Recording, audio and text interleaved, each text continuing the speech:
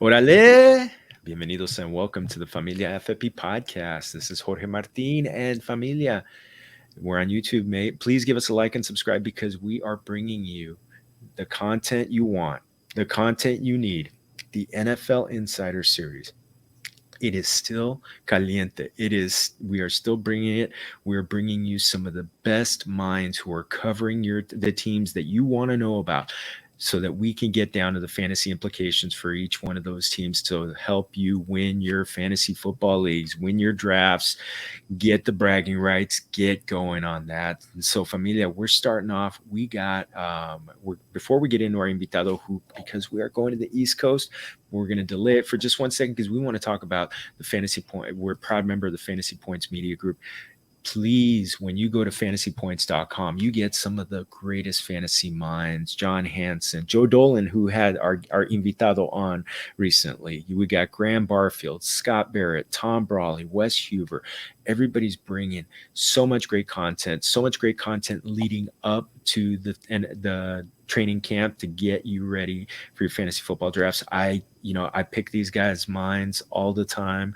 Use the content to help you win your league. So, and we're gonna jump into one right now because I tell you, it's this is someone I heard with Joe Dolan recently, and I'm so glad that he accepted my invite to come on.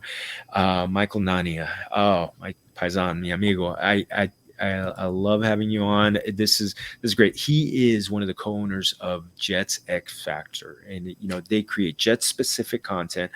They're credentialed. They're in the clubhouses, locker rooms. I was thinking baseball there for a second. They're on the practice field. They're at the games. They're in there. They're creating content to get to give you the best of the best from the Jets. And Michael, welcome, bienvenido. Thanks for joining me. Thanks so much for having me. I'm glad you appreciated my appearance over there. It's awesome to be here. And you know what? You brought so much great analysis right off the bat, and I just want to jump into it. Oh, first off, I'm gonna give a quick shout out to those people. Make sure you're following Michael on Twitter, Michael_Nania. I got that right? Yeah. And Jets X Factor, the YouTube channel, and their podcast. So make sure you're keeping an eye on that. But let's start with Zach Wilson, the number 2 pick in the 2021 draft. Just so much expectations. There was the talk of the Patrick Mahomes comparisons, the Aaron Rodgers comparisons. The season did not play out the way I wanted to. Obviously, there are a lot of factors. He got injured. His quarterback coach unfortunately passed away before the season.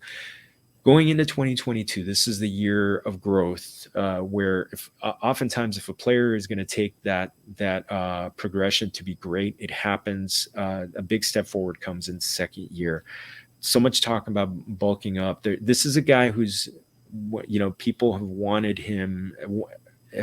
a great franchise quarterback for the Jets, probably since Joe Namath, at the very least.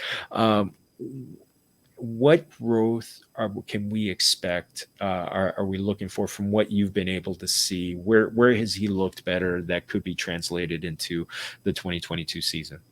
Yeah, well, I think the biggest thing with Wilson this year is to keep the expectations fairly measured. They're high, but they're also not high to the point where you're expecting this year to be his ceiling. Because, frankly, the way he played in his rookie season and his production, not a lot of guys have come back from that to be successful. Just the percentage of quarterbacks who've had rookie seasons of his caliber, the odds aren't great. And they're not great for any rookie quarterback, even if you do start out well.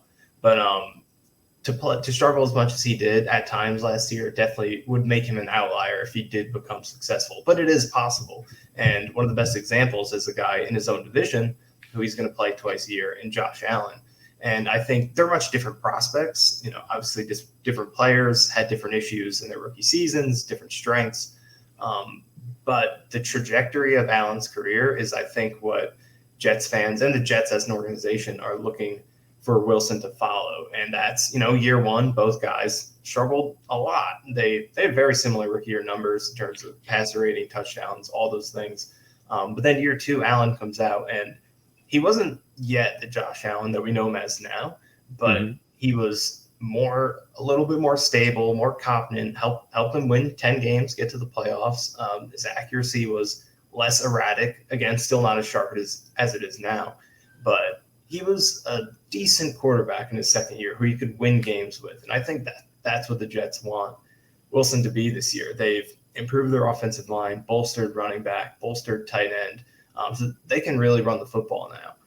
Defensively, they've improved the secondary. They got a pass rush that they think can make a lot of big plays for them, create good field position, create short drives for the defense.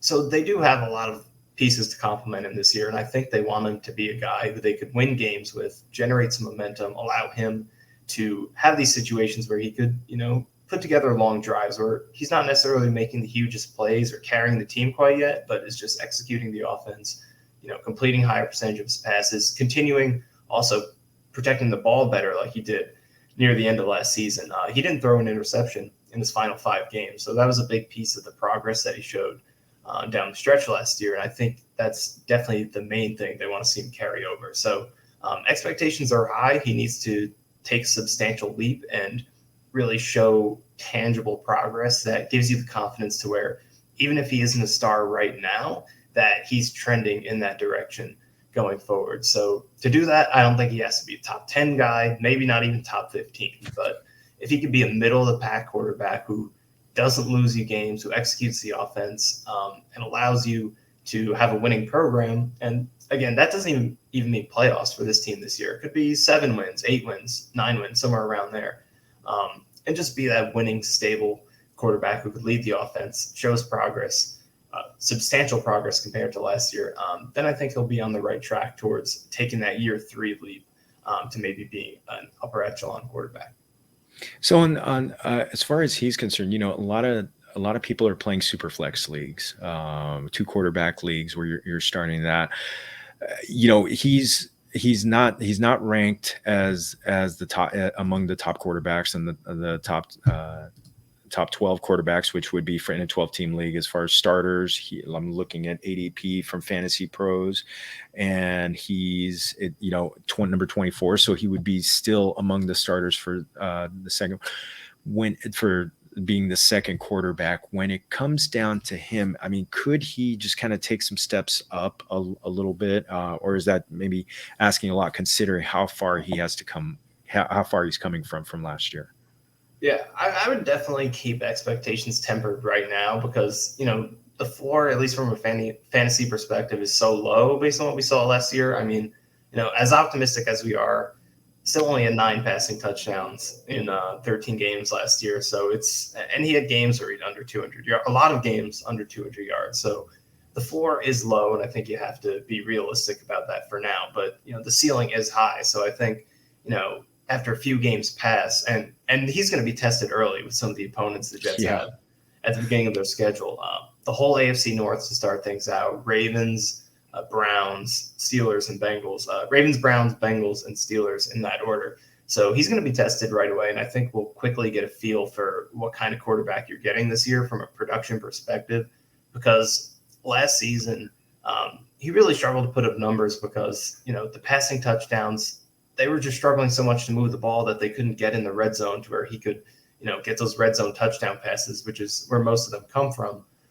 And then he also couldn't get too many deep touchdowns because his receivers had a lot of injuries, and their top deep separators, Corey Davis, Elijah Moore, were out for most of the season, so he couldn't get those big plays either. And then defensively, they were the last ranked defense, so they couldn't get off the field. They couldn't take the ball away, create good field position. So both his fault and the team's fault. There were a lot of things going against him fantasy-wise to put up those big numbers, have a high volume of pass attempts, putting up yards efficiently with big plays, getting in the red zone to get those touchdowns. There were a lot of things that just weren't clicking for him to get those opportunities to put up numbers, both his fault and the team. So I think we'll quickly get a chance to see, can he complete passes more efficiently? Can he get more big chunk gains through the air? Can they get to the red zone more often so he can get those opportunities to throw maybe a touchdown or 2 per week instead of having, these long streaks without any touchdowns like he had last year? So I think early on we'll get a feel for the type of quarterback he's going to be from a production perspective. Yeah, I'm glad you pointed out the kind of really the crucible that he's got right off the bat. I mean, that first month, that September into the first 4 weeks are just that's a murderer's row, man. You wearing the Yankee shirt, you know very well the murderer's row. Uh, when we're talking about the wide receivers, there's so much excitement about Elijah Moore and Garrett Wilson coming into the league. I know that when it comes to rookie wide receivers, it could be kind of rough at the beginning, but so many people had Garrett Wilson as their top receiver coming out of the draft. They're both, are they similar or different enough that they could be seeing different kind of targets, different, playing different positions, and complement one another to be, to become both viable from a fantasy standpoint? Yeah, I think there's definitely an opportunity for them to both get a very similar diet of targets throughout the season, because they're both very complementary players. I mean, even though Elijah Moore is a smaller receiver at, I think, about 5'9", he's on the smaller side. He can play outside. That's where he did most of his damage last year. He can get off the line of scrimmage. He can beat press, even though he's small. So he can play all different roles. Garrett Wilson can do the same thing. And that definitely gives them the ability to play together, to share targets, and to exchange games where, maybe Moore has a better matchup in this game. Maybe next game is Garrett Wilson. So I think there is that potential for both of them to have a lot of production this year. But I do lean towards Elijah Moore being the favorite this season because of the chemistry he already established with Wilson last year, and the way that he finished. Elijah Moore finished last season before his season-ending injury. His last 6 games, I believe he was a top 5 or so producer at the wide receiver position. He was scoring touchdowns. He was getting a high volume of targets. Especially the most impressive thing with him statistically was what he was doing in terms of his targets per route, because the Jets obviously didn't run a lot of offensive plays because they couldn't sustain drives. The defense couldn't get off the field. The quarterbacks, all of the quarterbacks, were struggling. So they didn't run a lot of plays, but Elijah Moore, with the reps he was getting, was separating at such a consistent level, winning his routes, beating his defenders, to where he was getting really good target volume for the playing time that he was getting. And he also wasn't playing the highest percentage of snaps either for some of those late season games, which was a very odd thing for the Jets coaching staff, but he was playing about 50 to 60% of the snaps in some games before they started pushing him back up towards the 80% mark. But yeah, Elijah Moore was separating at a great level last season. And first few games, his production wasn't good, but it wasn't his fault. He was very consistently winning matchups, and he was getting overthrown. The quarterback was getting sacked before he could throw in the ball. But those opportunities were always there from the beginning of the season. And then, final 6 weeks, some of the other quarterbacks come in, Josh Johnson, Mike White, Joe Flacco, and those guys found him a little bit better than Zach Wilson was at the beginning of the year. Then when Zach Wilson did come back for a couple games with Elijah Moore, he was finding him more consistently as well, sort of picking up where the veterans left off with unlocking Elijah Moore. So the ceiling he showed last season was very high. He built some chemistry with Zach Wilson. I lean towards Elijah Moore over Garrett Wilson right now, but they both definitely have the complementary skill sets to play together and both be featured in this passing game. Is Corey Davis more of kind of like a waiver wire pick, someone to keep an eye on, check on the matchup, and also to see how Zach Wilson's progression has gone? Yeah, Corey Davis is an interesting wild card in all of it because, he was the clear-cut number 1 last season. In preseason, he was getting a ton of targets. And then early in the season, he was clearly Zach Wilson's favorite target, and to a fault, because Wilson threw a lot of interceptions targeting Davis early in the season, especially in that Patriots game in week 2. The first 2 of those 4 interceptions were in Davis's direction. So Wilson was kind of forcing him the ball early. And Davis did have a tough season in terms of drops compared to his career averages. But if he can get back to, because he wasn't a high drop guy before last year, he's had good hands throughout his career. He's been a never too high of a target volume guy, but a big yards per reception guy. And he did have the chunk gains in the yak last year. The target volume was good when he was the number 1 option. It was just the drops that were really killing him. So if he can get back to that career average, his previous career average in terms of drops, he can be a solid player this year. So it will be interesting to see how the targets kind of get distributed between these three receivers. They are all fairly complementary players who can play different roles. You have two highly drafted young players with a high potential, and then you have Davis, who's the veteran of the group, and in 2020 with the Titans showed a really solid ceiling to be that a good number two guy next to AJ Brown. So maybe Davis is that number two next to Moore this year, and then Garrett Wilson kind of eases in as that third option. That's a possibility. So it will be interesting to see how Corey Davis slides in now that he has some pretty heavy competition that he didn't quite have last year. Now that Elijah Moore has proven himself, or to an extent in his rookie season, and Garrett Wilson is in here, because last year was Corey Davis. It was clear he was going to be the number one guy and Zach Wilson's favorite, but now he's got some competition, so we'll see how he slides in.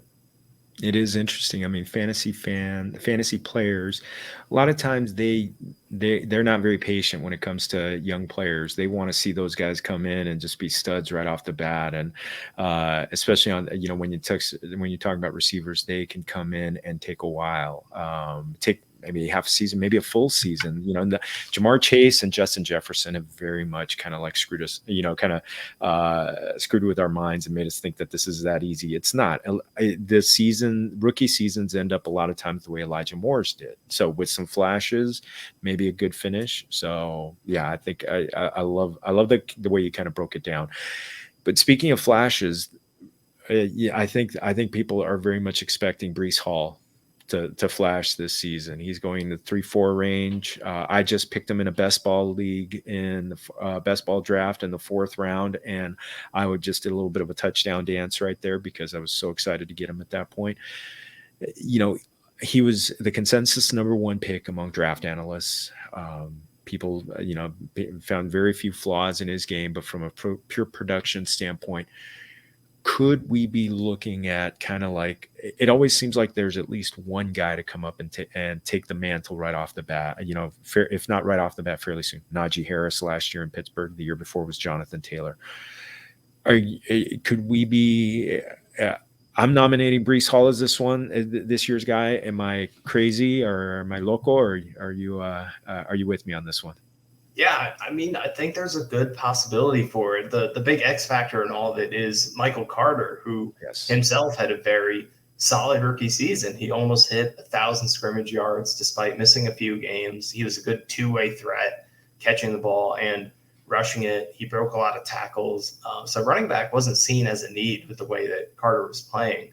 But the Jets kind of showed their commitment to running the ball, to supporting Zach Wilson with selecting Breece Hall. And it will be interesting to see how the carries get divided up, because this is a San Francisco based coaching staff with Mike LaFleur as the offensive coordinator, Robert Saleh as the head coach, and they come from the 49ers, where they, for the past few years under Kyle Shanahan, and continue to do right now, have run a committee backfield. They've never really had the guy in that backfield. It's always been a split with guys like Raheem Mostert, Matt Breida through the years, now Elijah Mitchell, and various other players they've had. So that sort of seems like the direction they're going. It's kind of what they wanted to do last year with Tevin Coleman, Michael Carter, and Ty Johnson. Carter kind of took the mantle by the end of the year, but they still were giving some touches to Tevin Coleman and Ty Johnson. So it will be very interesting to see how these guys split it up. Is it going to be 50-50 to start? Is it going to eventually be a 70-30 to whoever sort of stands out more? But I do lean towards Hall because, they invested a lot in this guy to trade up. It wasn't a big trade up, only a 5th round pick to go 2 spots. But high second round pick is, in today's day and age, already very high for a running back. So to do that and trade up, it's definitely a premium investment. So that definitely gives credence to the idea that they're going to lean towards him and give him chances to be the guy. And Carter's always going to be there and get his touches, but I think Breece Hall has enough explosion and home run hitting ability to get those big plays and that efficiency in terms of yards per carry, even if he doesn't get the greatest workload every single week. He also should contribute in the passing game, so that helps his value as well. And then in the red zone, I think he has a size advantage over Carter, so that could give him the edge in terms of goal line carries. Although Carter is a good power back despite his lack of size. But I would think Hall kind of gets the edge there. So it's still unknown how these carries are going to be split up. But at the least, I think Hall should be getting 50-50. And then, if he can transition well and show them 3-down ability, pass blocking, ability to catch the ball, then he should sort of take the advantage, I think, to at least a 60-40 level, maybe a 70-30 over Carter. But the bottom line is he has the explosiveness and just the top end traits to make the most of however many touches he does get. We just have to wait and see what the split is going to be between these two guys.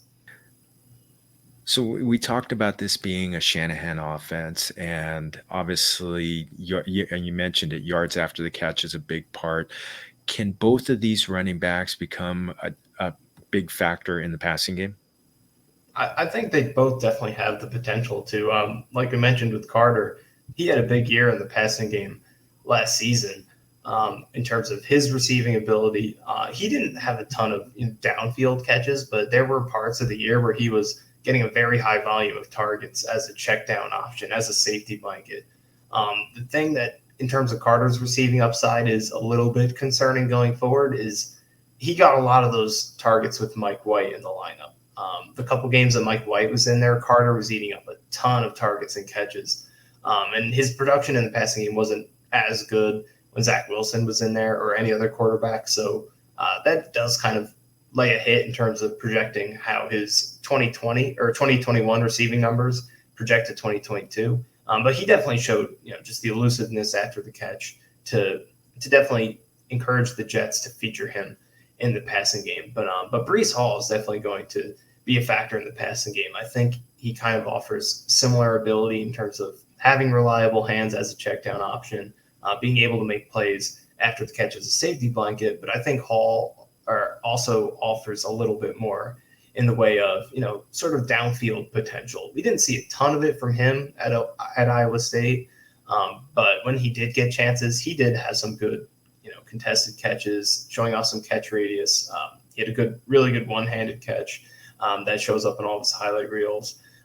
But on film, you could definitely see that, he has that upside to be more than just a check down option. So I think both players will be involved in the passing game.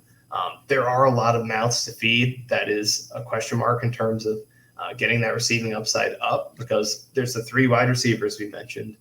Then there's 2 starting level tight ends that they added to this offense who also have to get their targets. So the concern is that there are a lot of players to compete against for these targets, but the positive side is that both players definitely have shown the potential to be very good after the catch playmakers, thus making them the type of running backs that quarterbacks will be very happy to dump the ball off to, because they're confident that they could get good results out of just taking that safe play with Carter or Breece Hall. So I do expect both of them to have an impact in the passing game. But I think a big, overlooked X factor in terms of this part of both of their games is the pass blocking aspect, because I think the guy who sort of emerges in that area is going to get more third down reps, and thus they're going to get more targets, more catches. So Carter had some struggles in his rookie season in that area, and he's a smaller framed guy, so not the best body for taking on big linebackers who are blitzing, whereas Hall offers a lot more size and projects better in that area. So if that's how it plays out, then I could see Hall getting that edge in terms of third down reps, and that ultimately being what gives him the edge in overall touches. I think that's how it could play out. I think first, second down, you could see some rotation, maybe an even split, but I think third down could be where Hall sort of takes the edge over Carter in terms of touches. But I think both will contribute in the passing game, but we'll have to see to what extent, considering how many targets the Jets have to feed. Oh, fantastic. You mentioned the tight ends, and again, in this offense, the tight end is a very important part. You mentioned 2 starting level tight ends. Who could possibly emerge as being somebody that can be kind of fantasy relevant because tight ends are always seem to be necessary. There's always that big, three, that big five, and then there's everybody else that we're hoping and we're praying, we're saying por favor. If you could tell me about this group. Yeah, I mean, so they signed Tyler Conklin and CJ Uzama after having very little production at this position for a long time. And it was interesting because they bring in Mike LaFleur and this 49ers coaching staff, a lot of assistants, and they want to run this offense. And we know tight end is integral to this scheme. George Kittle has shown it. It's been a big part over there, not just him, but also the 2-3 guys they've had in terms of blocking and stuff. But they didn't emphasize it last year, and they went into the year with a weak group, and it hurt them quite a bit. So they make up for that this offseason with two big signings. And last year, fantasy-wise, both Conklin and Uzama were, they weren't huge players, but they were top 15 kind of guys in terms of receiving yards, receptions, and their overall production. But that was as the number one tight end for their respective teams. So now that they're sharing an offense and they're on a team that, again, like we've mentioned, has 3 solid receivers, 2 solid running backs, a lot of guys to feed, it will definitely be tough, I think, for them to kind of match the numbers that they each individually put up last year. I think it's probably more likely that maybe they combine to exceed their respective individual numbers. But I do think that someone's going to emerge as a clear favorite between these two guys in terms of targets. I think they'll both get snaps, and their blocking contributions are going to be huge, and that'll help the run game. But in terms of targets, I think there's a decent chance that someone kind of takes the edge. And the reason I go with Conklin is because I think he's the better route runner compared to Uzama. And I think when you're talking from a fantasy perspective and both in terms of a team, real football perspective, I think route running is the biggest key to receiving production because I think that's how you create opportunities for yourself. And, a lot of opportunities are opportunistic, whether it's just a blown coverage or design plays or, just running against zone coverage and you just happen to be open. But the biggest difference between the guys who can get big target volume and the guys who don't is route running, because guys who can run routes well are going to create opportunities in man-to-man situations, in improvised situations, and give themselves the chance to get more passes thrown their way because they get open versus players who aren't quite as good as that. And when you look at Conklin's film and also, sort of his separation stats, whether it's, his average separation and his targets per route and things like that, he definitely stands out as one of the better route running tight ends. And I think it's going to make him a favorite target of Zach Wilson because he's going to have these big play weapons. He's going to have Elijah Moore, Garrett Wilson, Corey Davis, and then even the running backs like we talked about. So I think his safety blanket, the guy who he can hit on a 7-yard slant to pick up a 2nd and 5, or just a short pass into the flat or a little curl route or a short dig against a linebacker, these short to intermediate passes in key situations. I think Conklin's going to be that guy. Uzama, on the other hand, I think probably is the higher ceiling, which we saw last year. He had some really big games, especially against the Ravens early in the year. He has more upside after the catch. He's and in the red zone, I think. We haven't quite seen him fulfill that potential yet with the Bengals, but Uzama has the bigger frame. He's faster with the ball in his hands, more elusive with the ball in his hands. I think we've seen him have more deep production. So I think those abilities give him the higher ceiling. I think he'll have the bigger I think his best games might be better than than Conklin's best games, but I think the consistency on a week-to-week basis has to go to Tyler Conklin because of his reliability as a route runner. And I think his hands are a little bit better in terms of drops. So I think Conklin is going to be the more consistent player. But it's just like running back and just like receiver, we still don't exactly know how these targets and how these snaps are going to be divided. So we still have to wait and see, how it looks in the preseason, how it looks in training camp, and then ultimately how it comes out and looks in weeks 1 through 4, I think is going to give us a good idea. So we don't know exactly yet how the Jets are planning to distribute these guys. In terms of these two, their contracts are similar. I think Uzama's Mm. getting about $1 million per year more than Conklin, so he did get the edge, but it's a small one. So we'll see how it plays out. But just looking at the skill sets, I think Conklin is more likely to emerge as the number one tight end, in my personal opinion. But there were definitely a lot of targets to go around, so I do think the ceiling is fairly limited for both guys, but the potential is there, depending on how things play out. Oh, that was thank you. That's an awesome breakdown on, and actually, it really seems like during those 4 weeks, these two might go undrafted in a lot of 12-team leagues, and maybe with one coming up, they could become a fantasy viable player, and we can definitely see that. But I'm going to make sure when I do a write up on this that Conklin is we should have him just a little bit higher. So this is awesome. Two kind of non fantasy football related, but it's I think they're still important in how they impact fantasy football. The offensive line, I think honestly, after the Bengals, the Jets' offensive line has probably gotten more attention during this offseason. I mean, definitely one of the ones that's gotten the most so much attention. Has There's been so much talk about the interior, the guards, the center taking a step forward in talent level. The tackles themselves, can this become a cohesive unit to really just put the wall in front of Zach Wilson and make sure get the running game going too?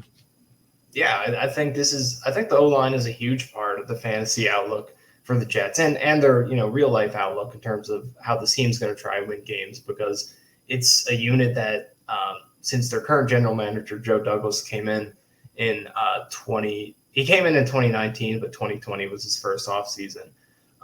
It's the unit he's focused on the most, more than anything.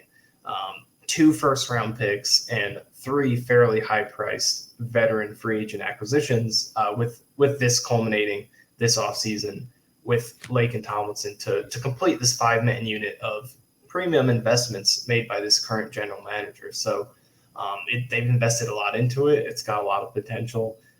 With Mekhi Becton and Elijah Bear Tucker, their two first round picks, them having shown potential. George Fant had a big season last year. Laken Tomlinson's a reigning Pro Bowler, and at center they have Connor McGovern, who's a solid, at least middle back player. And I think the clear strength of this offensive line is the run blocking, and specifically their zone blocking, which is they're all good fits for this zone scheme, which requires athleticism, lateral movement skills. All of these guys have it and have shown that they can play well in this scheme. So the run blocking potential is through the roof. This legitimately can be more so than any other unit on this roster. The Jets have legitimate top end potential with this offensive line, and specifically the run game. And that, like I talked about with Breece Hall and his ability to, have however many touches he gets and maximize it per play. I think whoever is getting touches back there is going to have the opportunity to do that because of the run blocking that they're going to get. And I think with a guy like Breece Hall, when the plays are getting blocked up well and you're consistently getting a guy with his size, his speed, his elusiveness to the second level, he's going to have so many opportunities to turn those, to get 5 yards just blocked up for him and then turn that into 15 or potentially even more than that. So I think good blocking is more impactful with better running backs, because when you have a bad offensive line, it's hard for anybody to make up for it, no matter how good you are, if you're just getting hit behind the line of scrimmage. But where running backs really separate themselves is when they get in space and they have to beat defenders and shake tackles and use their long speed. And the better your offensive line is, the more opportunities like that you're going to get, thus creating that spectrum to where you notice good running backs versus not so good ones. So I think this offensive line is going to give some great opportunities to these running backs and really emphasize how talented Carter and Hall, specifically Hall, I think, can be. So the offensive line is going to have a huge impact, specifically, I think, in the run game. Oh, so last one on the defensive side of the ball. I like to ask the question about how the team shapes up against the run and the pass. Obviously, this was a team that I targeted a lot whenever I had a quarterback or receiver, especially the latter part of the season. Added Sauce Gardner, who has big time potential, big time talent, big time personality, perfect for New York. Is are could this be a defense that maybe people have to? Yeah, I mean, maybe it gets attacked a lot early, and then maybe yeah, especially Robert Saleh being a defensive minded guy. How does this defense shape up? I would definitely say because last year they were a huge running back target. I know for my running backs, I would always target the Jets and really every position because they gave up over 500 points. They're Mm-hmm. the 32nd ranked defense. Any position was good against them, but specifically running backs. And I think that's going to continue. That has a good chance of continuing this year. I think the run defense has probably been because the Jets have a lot of holes. It would be hard to fix everything. I think run defense is what they kind of overlook the most in terms of linebacker, defensive tackle. They didn't really make the additions they needed to improve the run defense. It should be a little bit better because I think at the secondary they improved the run defense, but up front, I think you're going to see running backs having some big games against them on the ground. So I would continue to target them against running backs, and I think I would continue to target running backs against them. And I think there's a good chance that will carry through the season. The pass defense, I think, is what I'll keep an eye on as potentially maybe not being as juicy of a matchup as it was last year because last year was a very young secondary. They had two rookie corners starting and a second-year corner in Bryce Hall. At safety, it was a revolving door because of injuries early in the season. I think they had 7 or 8 different starting safeties last year. And then their pass rush had a bunch of injuries as well, specifically Carl Lawson on the edge. So provided they're healthy, and then considering the additions they made at corner with Sauce Gardner, also DJ Reed, who they signed from the Seahawks, who had a very good season of coverage last year. I think the pass defense has the potential to be middle of the pack this year, or potentially a little bit better. So there could be games, particularly against teams with bad offensive lines, where the Jets' pass rush can really make an impact and make it difficult for the opposing quarterback to have time. I could see quarterbacks or wide receivers who play with bad offensive lines maybe not being a great matchup against the Jets this year. So that has the potential to play out. But I do think you should continue to play your running backs against the Jets this year. They're very likely to have some trouble stopping the run this year because they're an aggressive defense. They attack upfield, and they're not as gap disciplined as some other defenses. It's all about penetration and getting off the ball. So last year we saw that creates running lanes for specifically teams that play like man blocking schemes that like to pull a lot. That can exploit this type of defense. So like the Patriots beat them up on the ground. I think the Ravens week 1 is a very enticing matchup. Ooh, yeah. That run game against this run defense. So Jets run defense, I would continue to try and exploit that. But the pass defense, I think, could be potentially not quite as enticing as it was last year. Oh, awesome. Miguel, gracias. This was fantastic. This was fantastic. You just, I mean, yeah, you even went further than than with Joe, so I appreciate it. So I love to close out with a Mexican food question. So this being the Familia FFP podcast, we definitely lean into Latino culture. I always love to ask our first time guests, what are your favorite types of tacos? Well, I'm pretty simple whenever I go for tacos. I don't really do anything too extravagant. I kind of stick to the basics. Usually, like a beef taco, I'll throw some lettuce and some cheese and sour cream on it, and that's kind of the extent of it. Usually, I'm also sort of a nachos guy, so I Ooh, mean, yes. I'm, I never go too overboard with ingredients. I kind of like to keep it simple and stick to what makes it great in the first place. Oh man, hey, you know what? Love it. I would recommend next time you go for tacos, leave the cheese and the sour cream off to the side. Get some salsa on it. Get some good salsa, some cilantro and some onion on it, and just don't go crazy. If you don't like a lot of heat, just kind of go mild to medium. I think you're gonna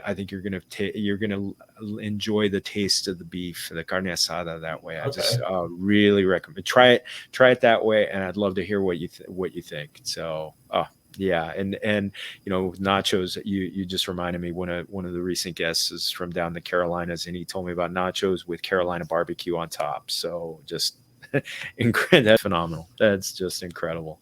Oh man, Michael. Thank you so much for doing this. Thank you so much for. I know we had some technical difficulties. Thank you for soldiering through on that. Please point any and everybody to where they can find your content and what you got coming up. Yeah, you can follow me on Twitter at Michael_Nania. You can check out all of my writing at jetsxfactor.com. I have my own podcast at the Cool Your Jets podcast with my great co-host Ben Blessington, where we have a lot of discussions just like the one we had today. Just analytics based, film based, just really breaking down the Jets in that sort of in-depth fashion, and that's what all of our website content is like as well, both with my writing and all of the writers we have. I think all of our guys kind of focus on breaking down this team in a just going beyond the surface level, whether it's with film or numbers. We combine both, the best of both worlds, to really give a complete picture of everything that's going on with this team. So even if you're not a Jets fan, you're just trying to learn more about the team, and from a fantasy perspective, like we were today, I think it is a great place to go to just kind of see exactly what's going on with this team beyond the more simple aspects of it, and just going deep into everything there is to offer, learning about what's happening with this team. Awesome. Yeah, and I just tell you, uh, this being a team that's so full of intrigue, I can't wait to see what you're gonna give us through training camp. So, familia, please make sure you keep an eye on his work. I mean, oh man, he really brought it today, and this is what you're gonna get when you get his content. So, thank you otra vez, and familia, one more time, closing up shop. Go to fantasypoints.com, put in the Familia 22 promo code, and make sure to get 10% off. And when you go to familiaffb.com, I'll be putting out content, putting out articles on there. We got all our interviews will be archived on there, like this one. And just keep following this NFL Insider series. We're getting great analysis, intel. We're getting that inside scoop that you need to help you out to win your fantasy league. So make sure you're following me at Jorge Martin 17 on Twitter. Make sure you're going to Familia FFB at Facebook and Instagram. So otra vez, to our invitado de lujo, Michael Nania, muchas gracias. And as we would say in Spanish, esto fue un gran placer. And to you, everybody watching, muchas gracias. And remember, todos somos familia. Salud.